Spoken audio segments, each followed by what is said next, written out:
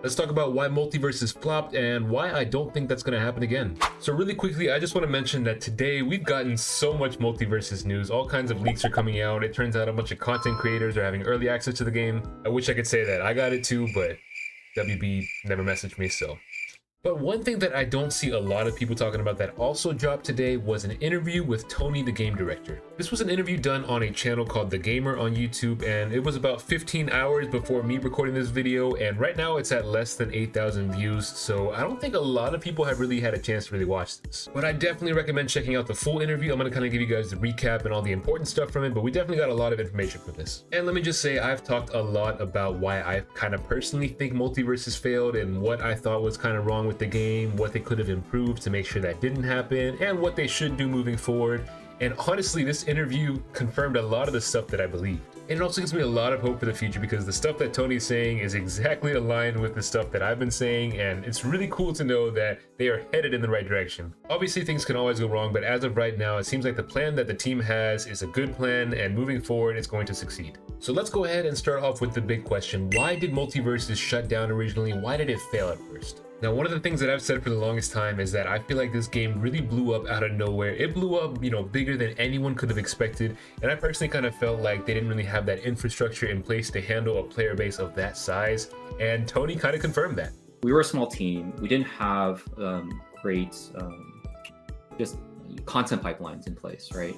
And so now we've really focused down on that in the last year and made it so that we can deliver things reliably and consistently, both from characters as well as content and new cosmetics. So yeah, it kind of makes sense. They didn't have this gigantic team, developing the game, and whenever they had all these players joining in the game, they didn't really have that infrastructure in place, and it kind of pushed things back, including character releases and content in general, and they just didn't really have that structure yet. And so after taking some time off, it seems like the team has really grown and that they are prepared to handle the player base that's going to come with the relaunch of this game. So I'm really hoping that they have what they need to make sure that this game is consistent moving forward as far as like releases and all that stuff goes. And what I really like about that answer and just that whole explanation right there is the fact that, they were willing to take the risk of shutting down entirely and then relaunching rather than, just continuing with what was going on, even though they knew it wasn't working because they didn't have that team in place. And I could really respect that. And I think, it's really paying off so far. We're seeing the numbers that are happening. MultiVersus is trending everywhere. All these videos have 500,000 views, over 1 million views. Like, this game is really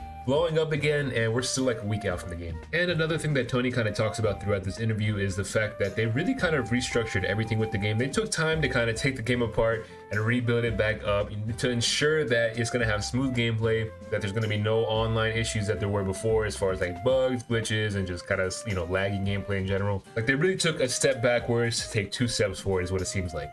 We're trying to build a game that players deserve at the end of the day. So, and I think that's I think the foundation is really there now, and the netcode. We the amount of hard work that went into the game. I think with we rebuilt the whole game with the netcode, right? It actually required us to touch every single asset in the game, and revisiting the combat. But all that's in service of making a game that players deserve, so that you can play easily with your friends online. And this is something to really know about Tony and his team in general. They really do put the players first, player first games. It's not just the name of the, I guess, the company, right? Like, it's something that they actually really do. And, you can really genuinely see that with Tony. Even in the past, I remember like when the game was originally out, he was always taking feedback from players. He was in Discord channels with actual players, taking feedback and things like that. So they really do care about the player base of this game. And I'm really, happy that taking that time away seems to have paid off so far. Now, all that being said, what can we expect for the future of the game? Now, of course, one of the big questions Tony got right off the bat was, what's the kind of process of adding third-party characters? Could we expect a character like Walter White? Like, what would you have to do? And once again, Tony basically said, he's advocating for third-party characters. He would love to see them, and he's going to try his best to make it happen, but it is a process. The third party is a little bit more difficult. There's, legal reasons, right? And the other part of it is also, it takes time to develop relationships with character owners, right, and IP holders. So we have a great relationship with Warner. We've been working with them for a number of years now, and with anything, I've been on both sides of it. I've been on both the IP holder as well as the MultiVersus, the borrower of these IP, right? And it takes time to kind of build up that relationship.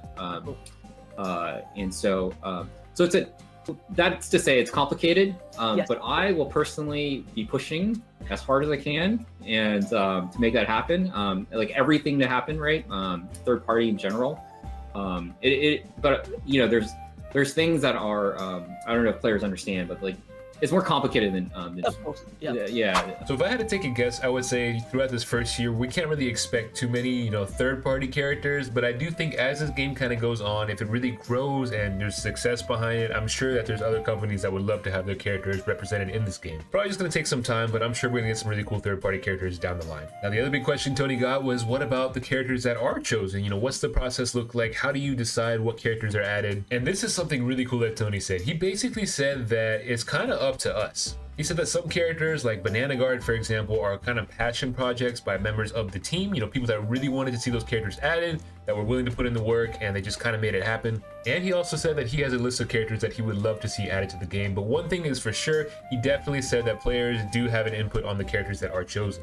And the other thing that I love that he said is that not every character is for every person. And this is something that I think needs to really be pointed out a lot. When we saw Banana Guard get revealed, there were a lot of mixed reactions online. Some people absolutely hate it, some people absolutely love it. Me personally, I thought it was a good idea to add a character like that because it shows that anything is possible. And that's kind of basically what Tony says here. And it's true, with any game that has a large roster, you're not going to care about every single character on there. But for some people, that is the character that they want the most. And if you can make it happen, then why not? And if anything, if you're adding characters that people don't care about, then that just makes the more hype characters even more hype. And speaking of character additions, this is another big piece of information right here. He was asked about the release schedule. Is it possible to keep up with how they were originally trying to do it? Are they going to slow down a bit? What's the plan for that? And Tony responded with the answer that I personally wanted to hear, and that is reliability. He kind of did say that they're going to slow down a little bit from that, you know, initial like every 2 weeks kind of thing. But he did say one thing is for sure, that it's going to be a reliable schedule. And when a character is announced, then they are dropping that date basically.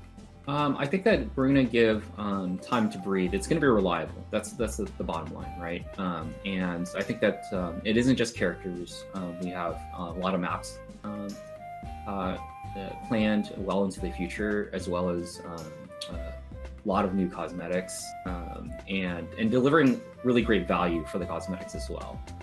So there's just a wide variety of different cosmetics this time around, and just low cost options as well as higher cost options. So there's just something for everyone this time around. So yeah, there's just a lot of really good stuff in general within this interview, and if you want to check out the full thing, I'll have it linked in the description below. But overall, Tony is saying all the right things, and I really hope that this plan actually works out, because I know they do care about their audience, right? They definitely have shown that. It's just a matter of execution at this point. Can they actually make it happen? And me personally, I think that they kind of learned from their mistakes, and taking that time off, it really kind of set them up for the future, and we can just expect a lot of good things. If nothing else, we know for sure that these first few months are going to be great, and we'll kind of see what happens afterwards. But right now, they are set up to have a very good game. And you know, we have these live service games like Fortnite that are just continuously successful, but we don't really have that for a fighting game yet. So I would love to see MultiVersus kind of take over that role and just be that staple fighting game that has constantly new stuff being added all the time. That's another thing that he kind of mentioned that I forgot to mention. He did say that there is a lot of content coming,